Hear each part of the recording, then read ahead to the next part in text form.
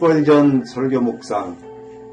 오늘 말씀은 1855년 11월 4일 주일 아침 설교 말씀으로 제목은 평강의 하나님이며 본문은 로마서 15장 33절 말씀입니다.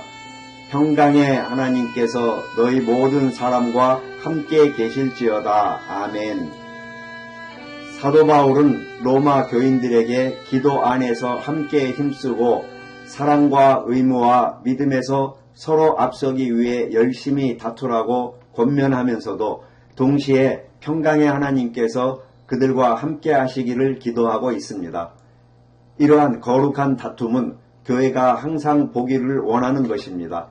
서론 없이 우리는 먼저 하나님의 칭호, 그리고 둘째로 그 복에 대해 생각해 보겠습니다. 1. 칭호, 평강의 하나님. 이방인들은 전쟁의 신 마르스를 불렀지만 우리의 하나님 여호와께서는 자신을 전쟁의 하나님이 아닌 평강의 하나님이라고 부르십니다. 비록 때때로 필요에 의해 전쟁을 허락하시고 주관하시지만 그분의 거룩한 마음은 피 흘림과 다툼을 혐오하십니다. 평화는 그분의 기쁨이며 온 우주에 걸쳐 평화가 그분의 가장 큰 소원이자 기쁨입니다. 우리가 삼위일체 하나님, 곧 성부, 성자, 성령 안에서 그분을 생각하면 이 칭호가 정확함을 알 수 있습니다. 영원하신 성부 하나님은 평화의 하나님이십니다. 그분은 반역자들을 가까이 인도하기 위해 영원 전부터 위대한 평화의 언약을 계획하셨으며 그리스도를 받아들임으로써 우리 영혼에 평화를 심으시고 영원한 언약의 패를 통해 자녀들과 영원한 평화를 정하셨습니다. 성자이신 예수 그리스도 역시 평강의 하나님이십니다. 그분은 하나님과 우리 사이의 평화이며 십자가의 중보 사역을 통해 하나님의 진노가 사랑으로 드러나게 하셨고 우리의 마음과 양심에 모든 지각에 뛰어난 하나님의 평강을 주십니다. 성령 하나님도 평강의 하나님이십니다. 그분은 혼돈 속에서 질서를 가져오셨듯이 시련으로 고통받는 영혼들에게 평화를 말씀하시고 안식을 주십니다. 삶의 마지막 순간에는 요단강의 흐름을 잔잔하게 하시고 우리를 하늘에 안전하게 상륙시키실 것입니다. 하나님께서 평강의 하나님이신 이유를 4가지로 말씀드립니다. 첫째, 그분은 본래 평화를 창조하셨습니다. 창조 사역을 시작하셨을 때 온 우주에는 불화나 전쟁의 흔적이 전혀 없었으며 모든 것이 조화로웠습니다.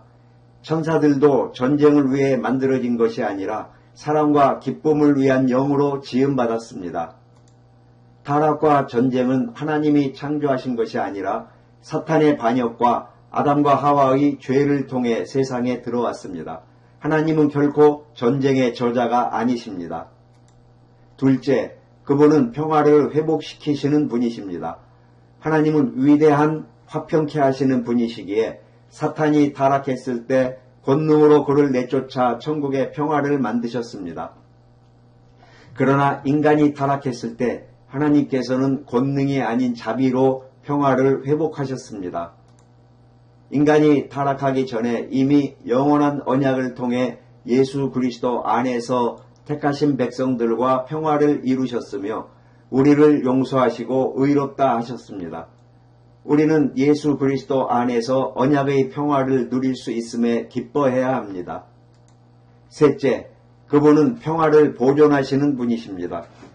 이 세상의 나라들 사이에 평화가 유지되는 것은 하나님의 간섭 때문입니다.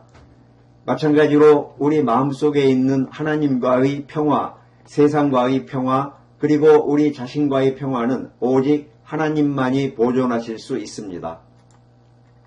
우리는 믿음으로 살아가면서도 평화가 깨지기 쉽지만 하나님이 우리 배에 계시면 폭풍을 보고도 미소 지을 수 있습니다. 평화를 잃은 자들은 하나님께 다시 그것을 구해야 합니다.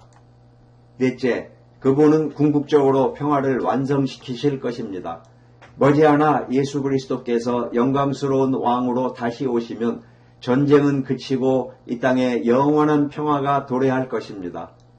최후의 심판이 지나고 나면 원수인 사탄과 타락한 자들은 영원히 굴복될 것이며 구속받은 영혼들은 결코 다시 타락하지 않아 온 우주에 영원한 평화가 완성될 것입니다. 2. 복. 평강의 하나님께서 너희 모든 사람과 함께 계실지어다. 우리는 징계를 경히 여기지 않아야 하는 것처럼 주께서 사랑으로 교정하실 때 낙심하고 모든 것을 포기해서는 안 됩니다. 저는 여러분 모두가 양심과 하나님과의 내적 평화를 항상 누리시기를 바라지만 저는 이제 교회로서 여러분에게 평화를 권면하고자 합니다. 이 기도는 모든 공동체 안에 평화를 파괴하는 적들이 항상 숨어 있기 때문에 필요합니다. 저는 평화를 해치는 5가지 적을 언급하고자 합니다. 첫째, 오류입니다. 교리적 오류는 교회 평화를 깨뜨리는 가장 큰 수단입니다.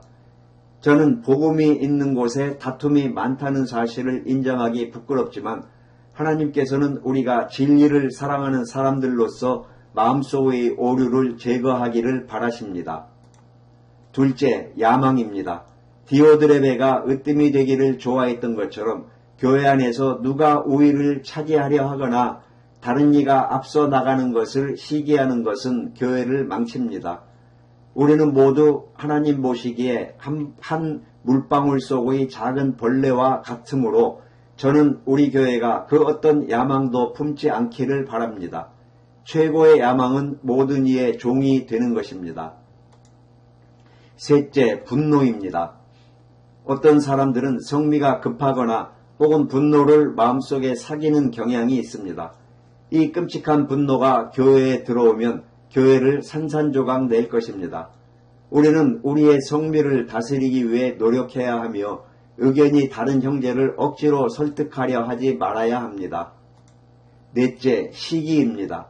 시기는 또 다른 무서운 악입니다. 다른 성도가 자신보다 더 높이 평가받는다고 생각하는 것은 평화를 해칩니다. 하나님께서는 소심한 믿음을 가진 자도 대용사처럼 중요하게 생각하심을 기억하고 이 푸른 눈의 괴물을 멀리해야 합니다. 다섯째, 교만입니다.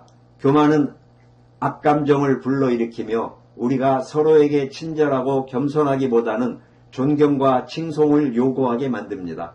이는 평화로운 교회에 결코 존재할 수 없습니다. 우리는 모두 한 아버지 아래 한 가족이며 같은 천국으로 가는 길 위에 있습니다. 요셉이 형제들에게 너희는 길에서 다투지 말라고 했던 것처럼 세상이 우리를 미워하기 때문에 우리는 서로를 사랑하고 지켜주어야 합니다. 우리는 모두 같은 은혜, 즉 용서와 구원과 양자의 복을 공유하고 있습니다. 우리가 다투는 날은 저주받은 날이 될 것이며 주님의 집을 짓는 일이 즉시 멈출 것입니다. 저는 만일 여러분 가운데 불화의 뿌리가 들어온다면 그것을 견딜 수 없을 것입니다. 우리가 서로에게 쏜 화살이 사탄의 화살보다 우리를 더 다치게 했으며 우리는 다툼으로 그리스도의 거룩한 이름에 불명예를 안겼습니다. 그러므로 저는 여러분에게 서로 사랑할 것을 간청합니다. 각자가 다툼이 있다면 나는 아무 관계도 맺지 않겠다고 스스로 결심합시다. 여러분이 서로 사랑할 때 이것이 세상 사람들에게 전하는 가장 아름다운 설교입니다. 저는 하나님께서 우리에게 평화의 장막을 허락하시기를 기도합니다.